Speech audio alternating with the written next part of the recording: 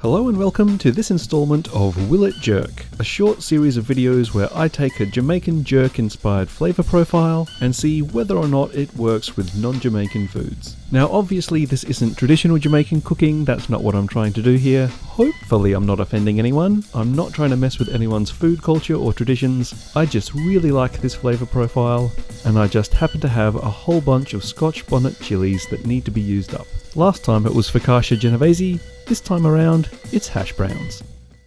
For the hash browns I'm starting off with a Jamaican inspired blend of dried spices. So we've got half a teaspoon of the all important allspice, a quarter teaspoon of ground cinnamon, a quarter teaspoon of dried thyme, about an eighth of a teaspoon of freshly grated nutmeg, a few generous cranks of freshly ground black pepper. To sweeten things up, about a tablespoon of brown sugar, and then 1/4 teaspoon of salt. I'll mix that together and put it aside while I prepare my potatoes. I'm going for one extra large hash brown, and for that I'm using 3 medium-sized potatoes. I'm grating these on the coarse side of a box grater. I like to leave the skins on because I enjoy the texture. If you don't, then feel free to peel them first.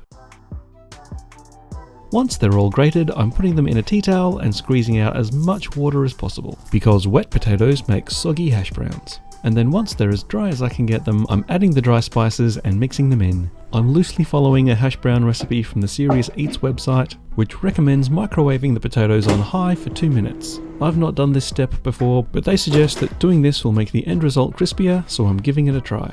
And of course this wouldn't be a jerk-inspired recipe without a fiery Scotch bonnet, so I'm chopping one of those into a small dice. I'm also preparing a wedge of lime to squeeze over the top. I just find that lime goes really well with this flavour combination and helps to brighten and lift all of the flavours. I'm adding the Scotch bonnet to the potato hash and also chopping in some fresh chives for a bit of colour and extra flavour.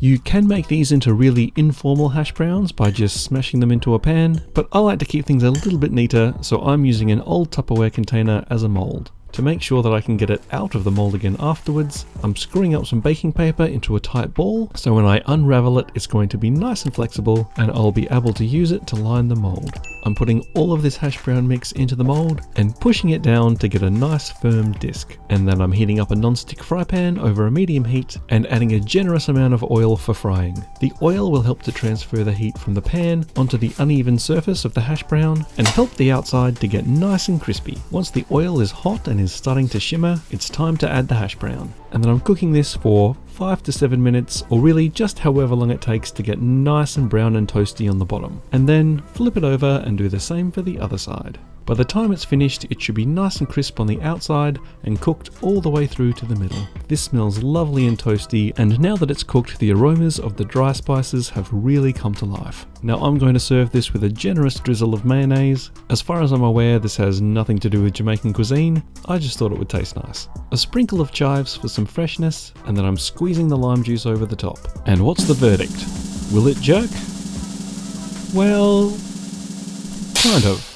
It's not bad. The dry spices go quite nicely with the potato, the Scotch bonnet adds a nice kick of heat, and the mayo and lime brighten it up and help to bring out some of the flavours. It's soft in the middle and it's reasonably crispy on the outside, although I think the lime juice sprinkled on top has probably taken away a bit of that crispiness. It's pretty good, I'd make it again, but it certainly hasn't excited me as much as the focaccia genovese. That was an absolute flavour bomb and a spectacular success. If this has been fun, subscribe so that you don't miss the next episode of Will It Jerk. And until next time, happy snacking.